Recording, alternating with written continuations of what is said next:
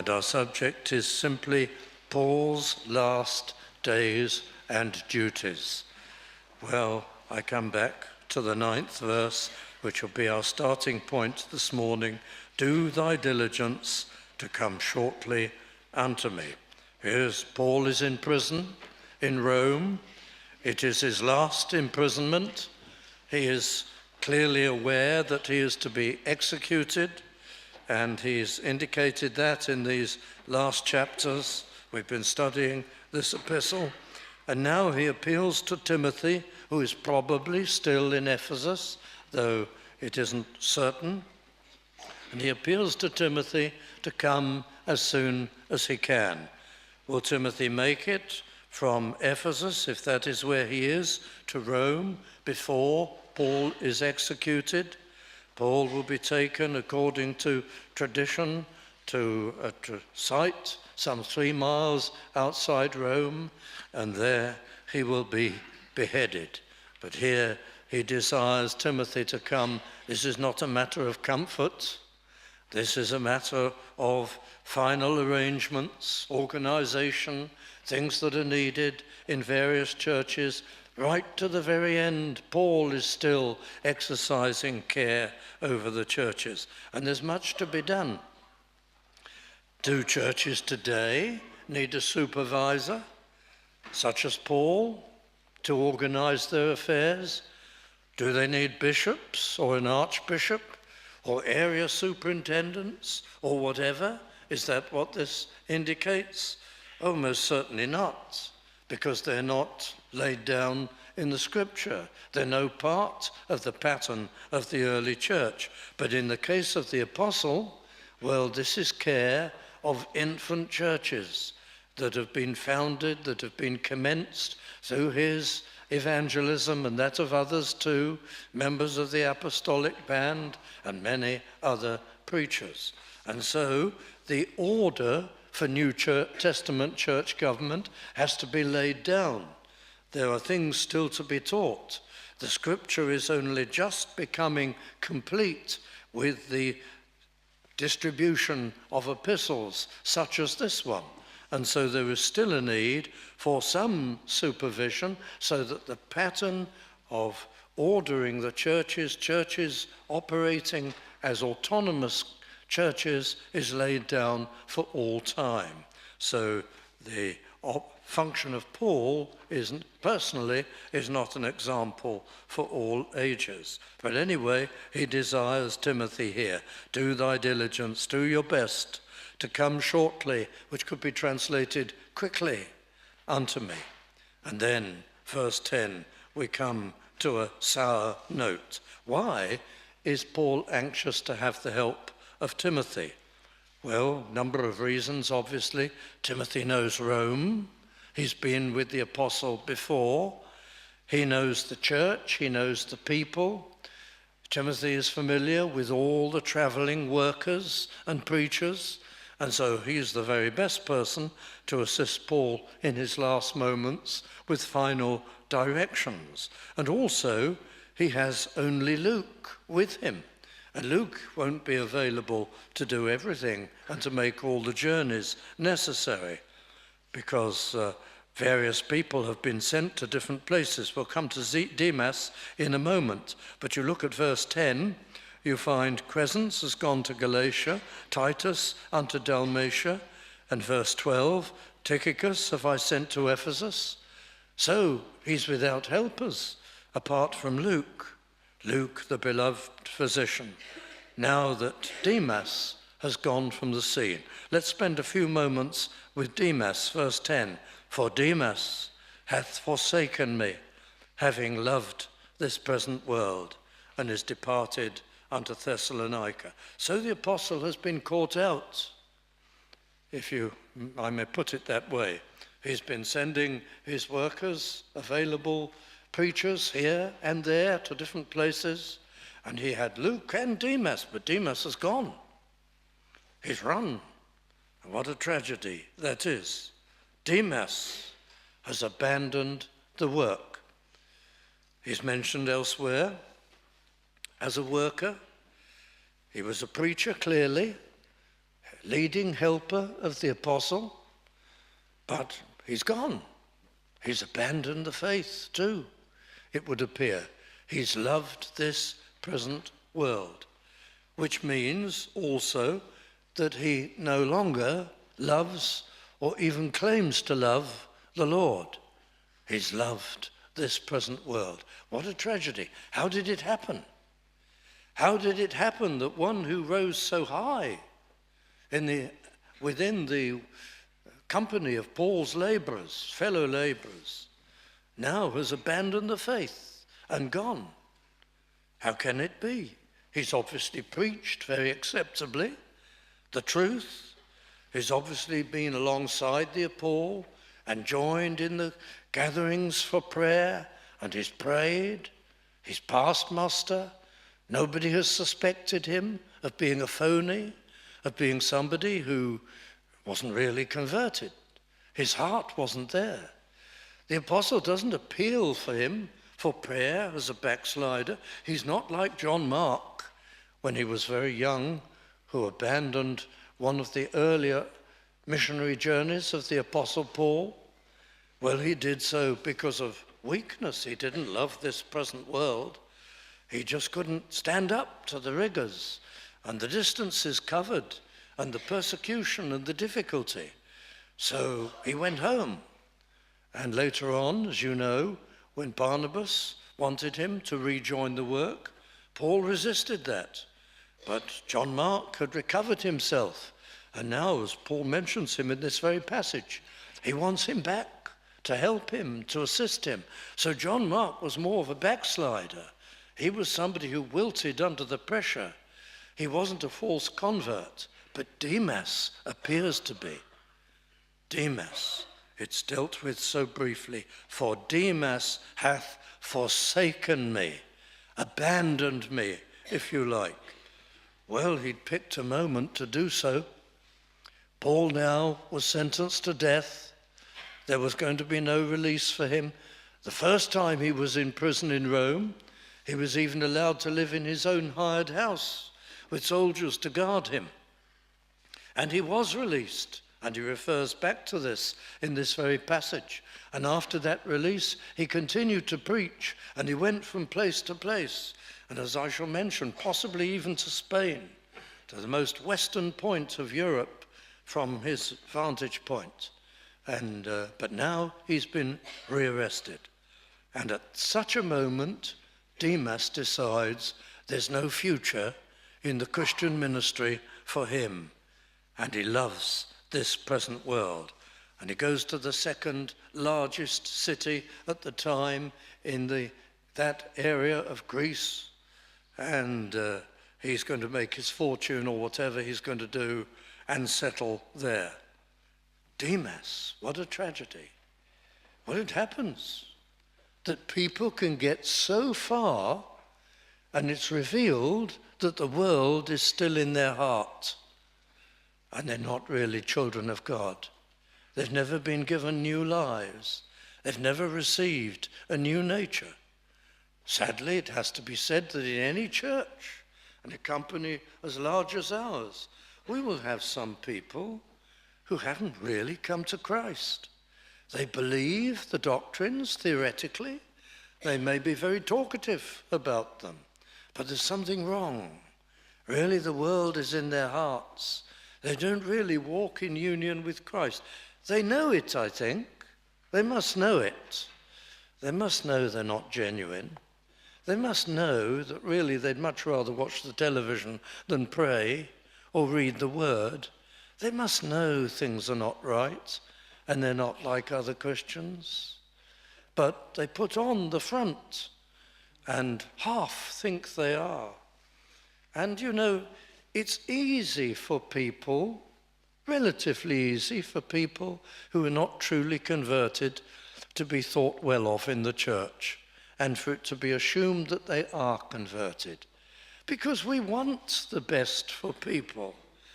We long for people to be saved.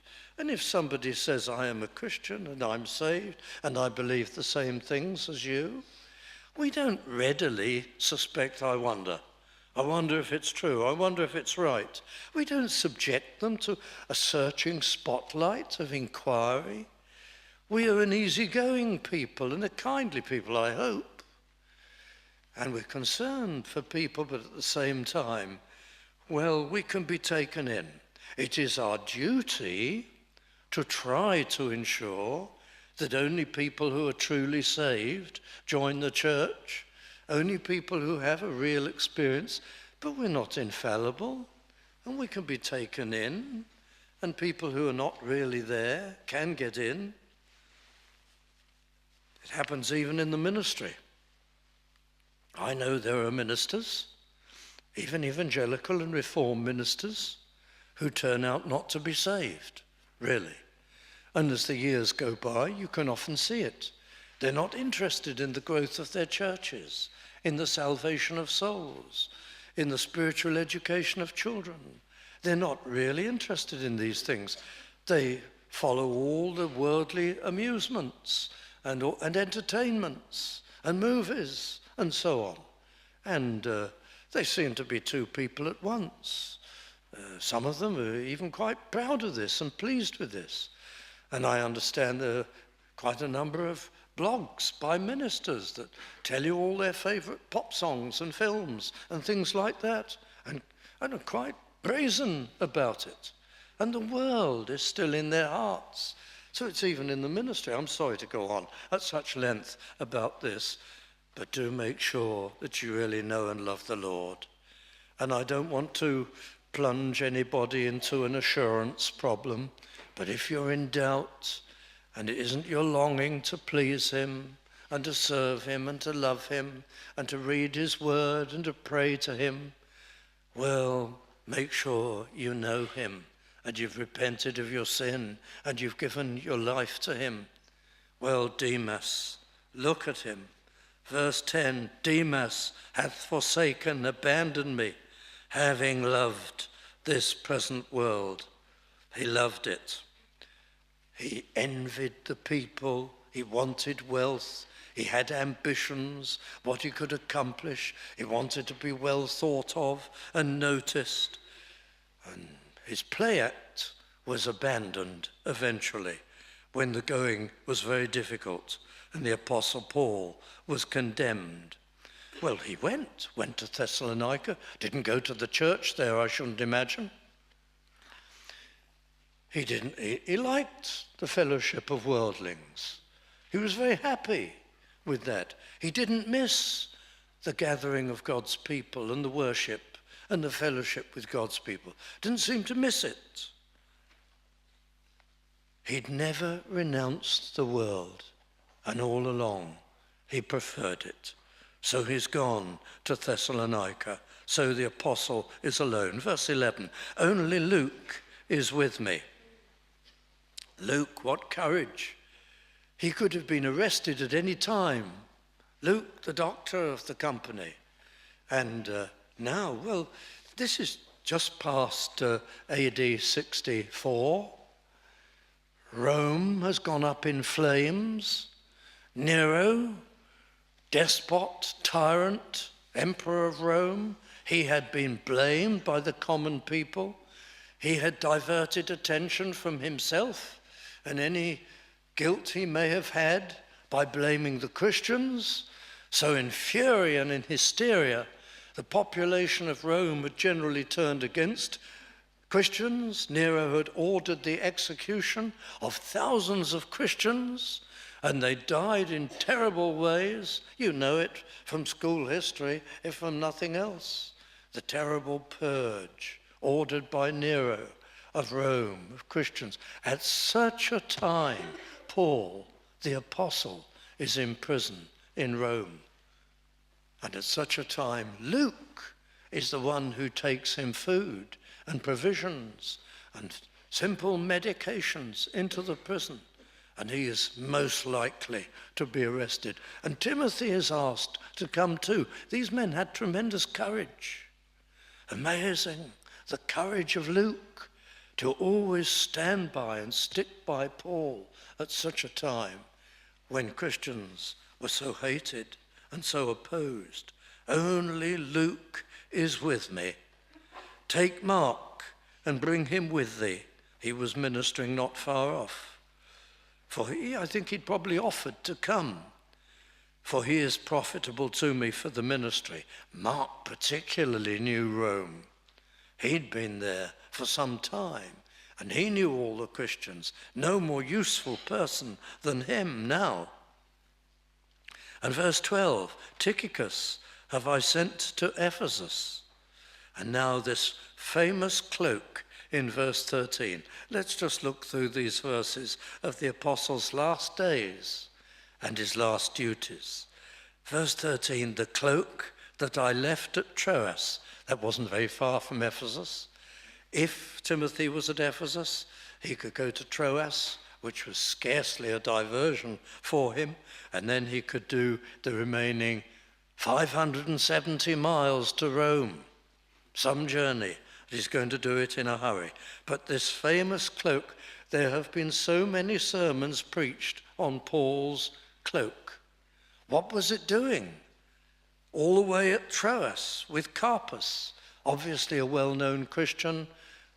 Possibly Paul had stayed in his house, a leader, I would imagine, but we don't know, of the church at Troas, and his parchments, his books, his scrolls with the cloak were left there at Troas.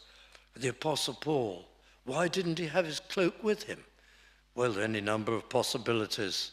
It may be that he was last at Troas in the summer, and those cloaks, this was a voluminous, heavy cloth, went all the way down to the ground.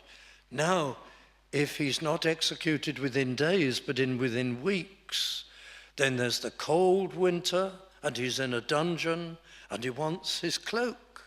He wants, if possible, his own cloak, although it's going to be brought a long way.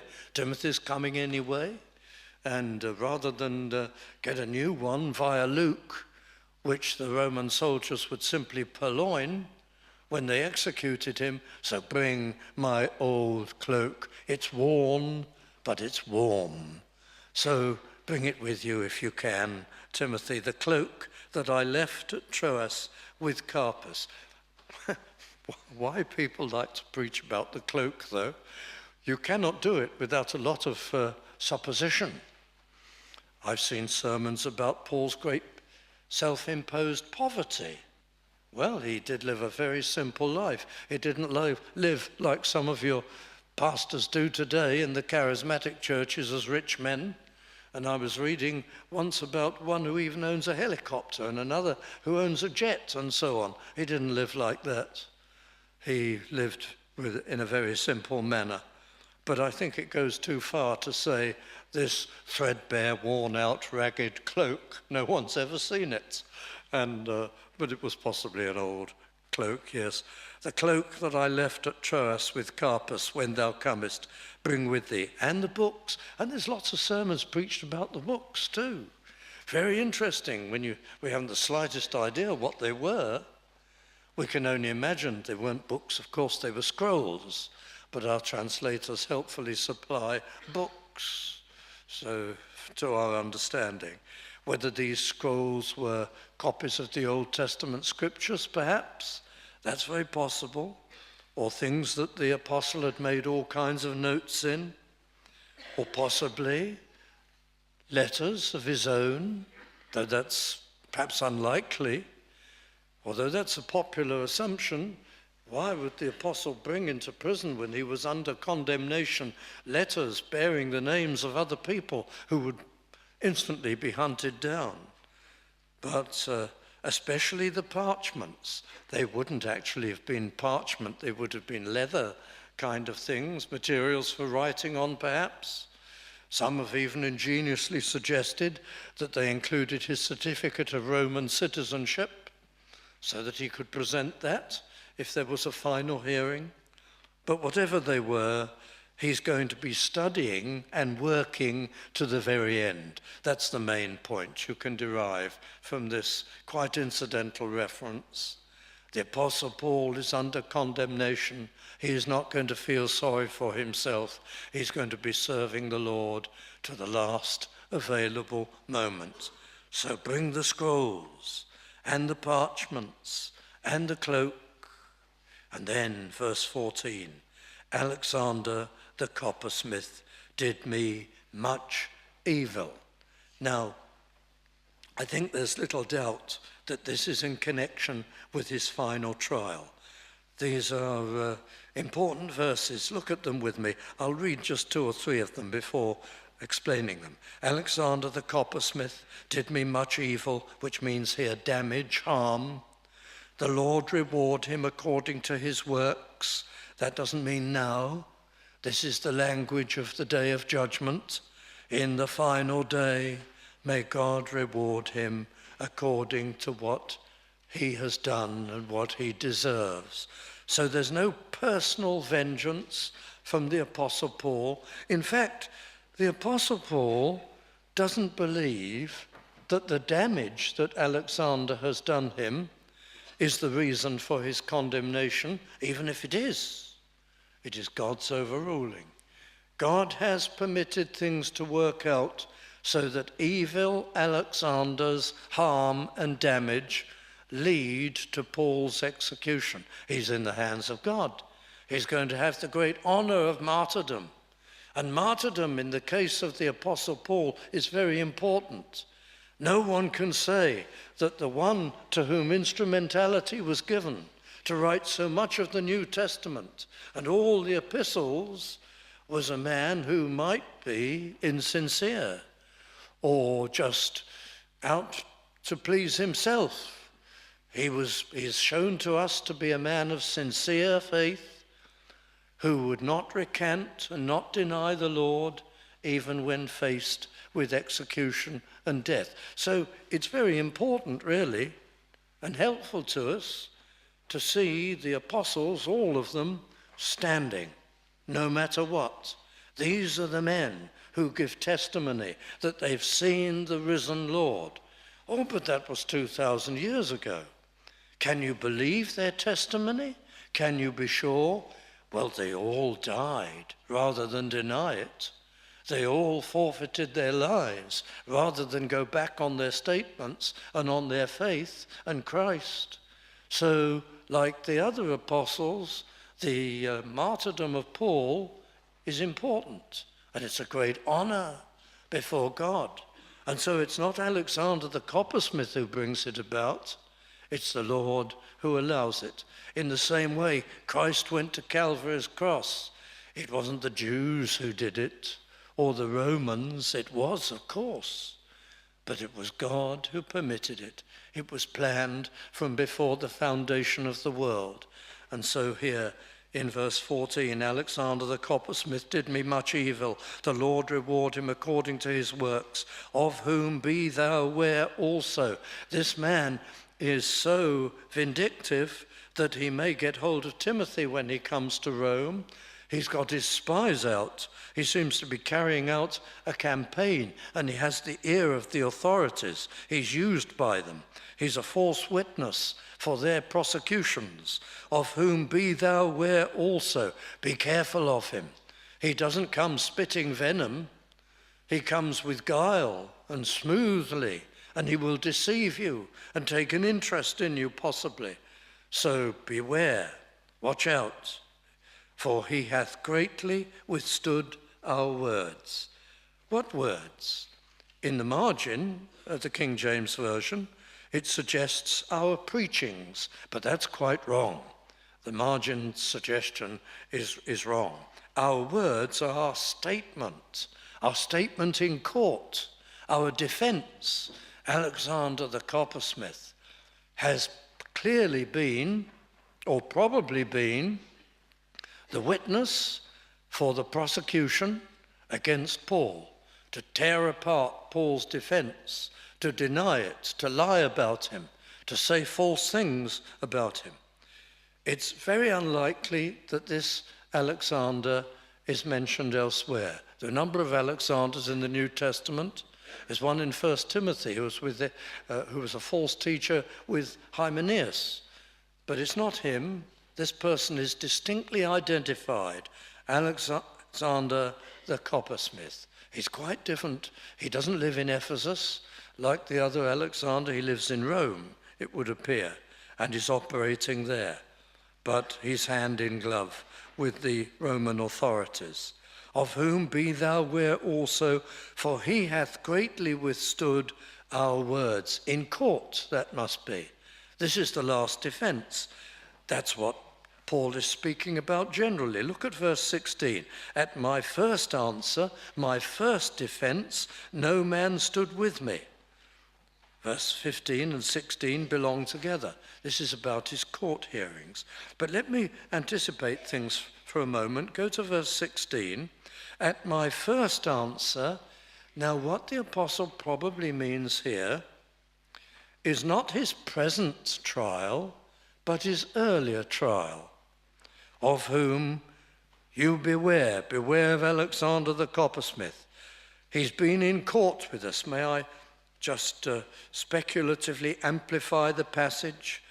He's greatly stood against and opposed my statements, possibly the means of my condemnation, humanly speaking.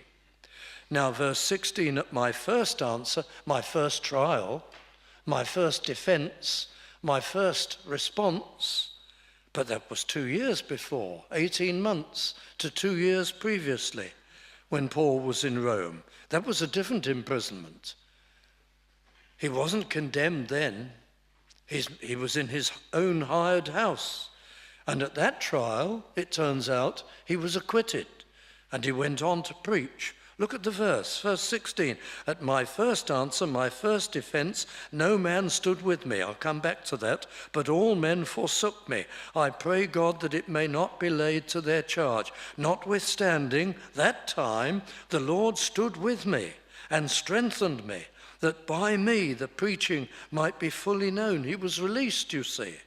And he went back and he carried out a fifth missionary journey. And that all the Gentiles might hear. And that's probably if he went to Spain, when he went to Spain.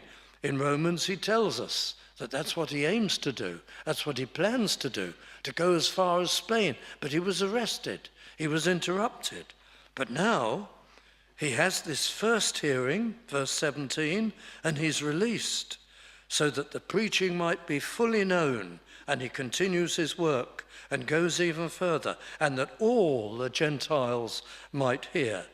The remotest bound of the region as known. And I was delivered out of the mouth of the lion. I was delivered that time from condemnation. But he's not going to be delivered this time. So we go back to verse 15, which is speaking about this time.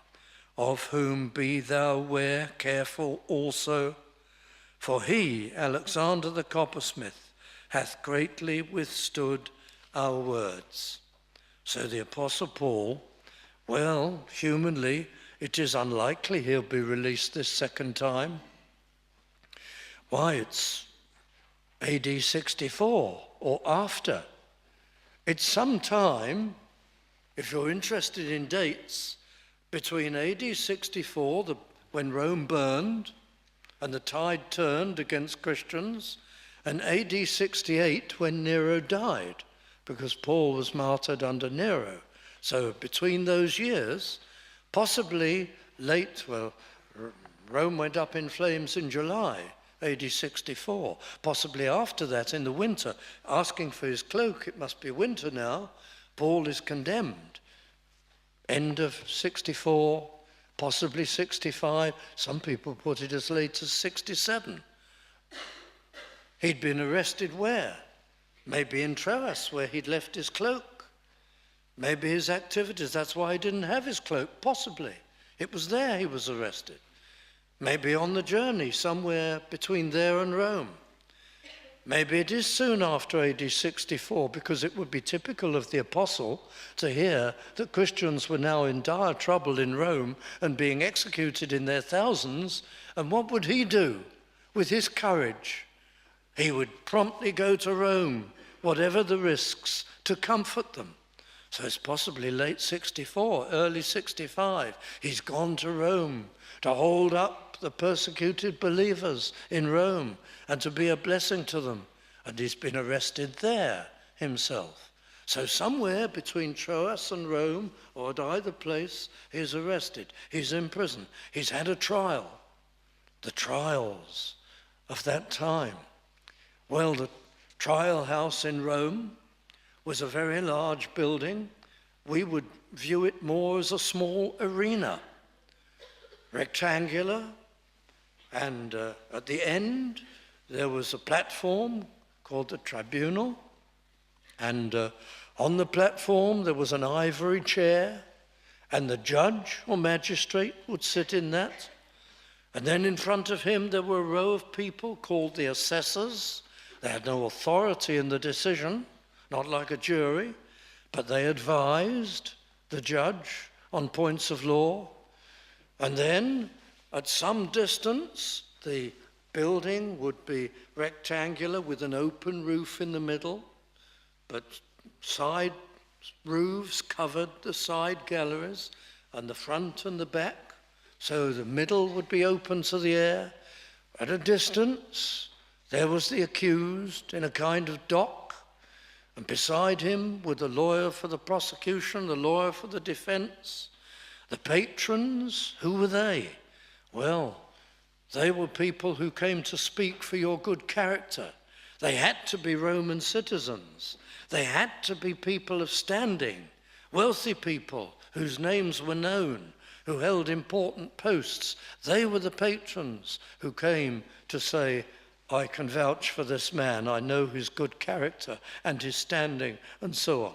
And then in the side galleries were all the spectators. And this was a great show, a trial.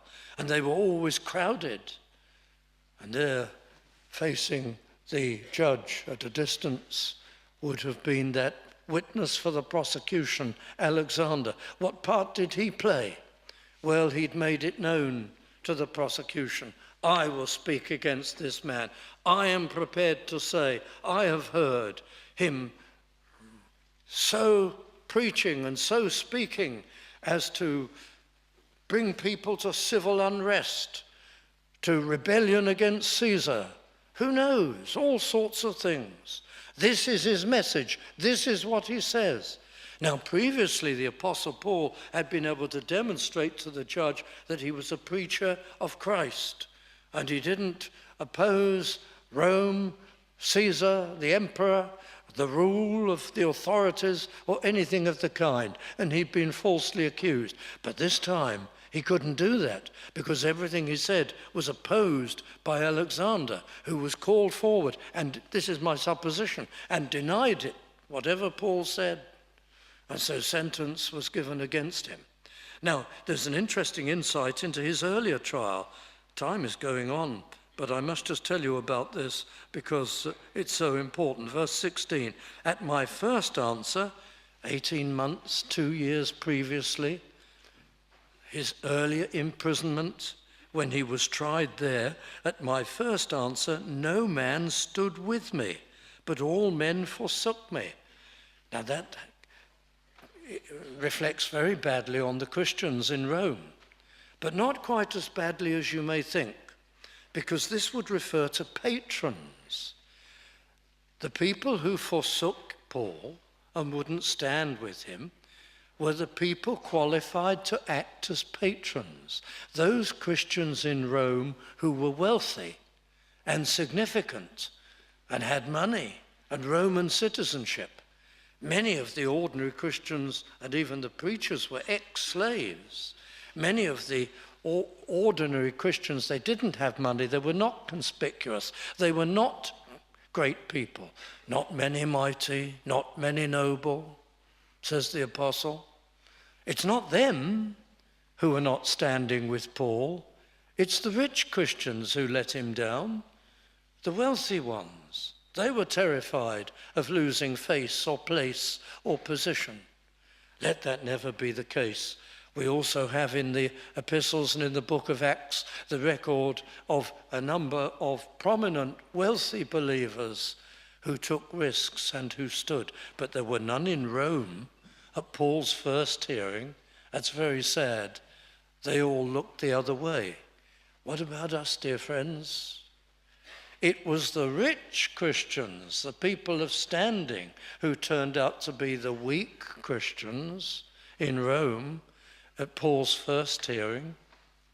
And I hope that all who are well endowed and well placed in career in life will never diminish in courage and loyalty and steadfastness to Christ our Saviour in all the twists and turns of life. At my first answer, we could say, verse 16, no prominent man, no man with Roman citizenship and standing in the community stood with me, but all forsook me.